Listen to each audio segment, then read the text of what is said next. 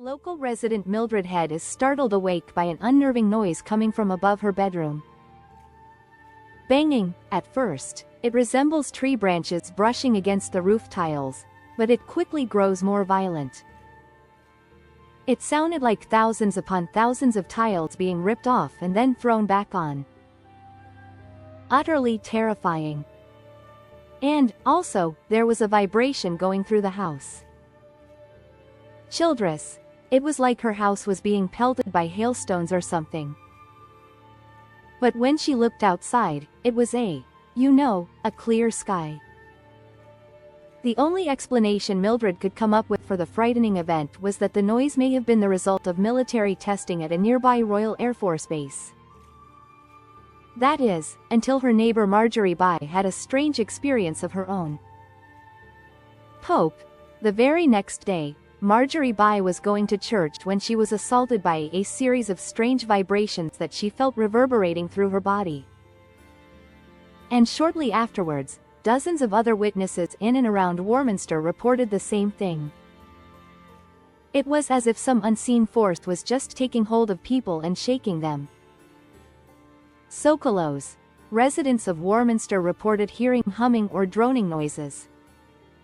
They heard whistling sounds. They saw lights up in the sky, UFOs. Unable to explain what they were experiencing, more than 300 residents assembled a town hall meeting demanding answers. The most disturbing factor is that many of our townspeople have been frightened by unusual sounds. If tonight we can contribute something constructive to the explanation of these phenomena, it might be able to assure these people you have nothing to be alarmed about. Eventually, the national papers took an interest. People started flocking to Warminster, and they would do nightly sky watches. And very often, they would see these mysterious lights in the sky. Finally, in September 1965, residents got their best glimpse of the mysterious thing. Clark. There was a classic photograph of a disc-shaped object, and from that point onwards, Warminster became the place to go and see flying saucers. It was the first sort of UFO hotspot in the British Isles. Is it possible that the frightening vibrations, strange sounds, and unusual lights experienced in Warminster were caused by an extraterrestrial presence?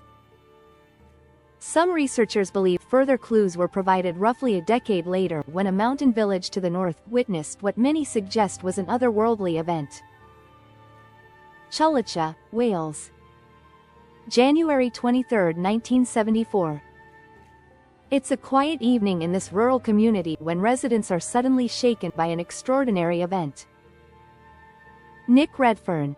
A number of people in the area perceived something anomalous like a fleet of UFOs.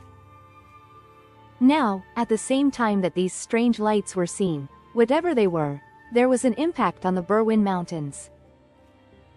According to residents, the police and military showed up just minutes after the impact. Redfern.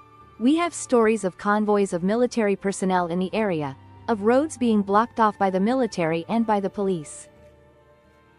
The most controversial story of all came from a British military officer, James Prescott. Now, according to Prescott, the military recovered the remains of a crashed UFO and a number of dead alien bodies. Dead alien bodies? Is it possible that the impact in Chullicha was caused by an extraterrestrial spacecraft? And if so, does this lend further support to the notion that the strange phenomena experienced in the nearby town of Warminster have an otherworldly explanation? As far as ancient astronaut theorists are concerned, the answer is a resounding yes.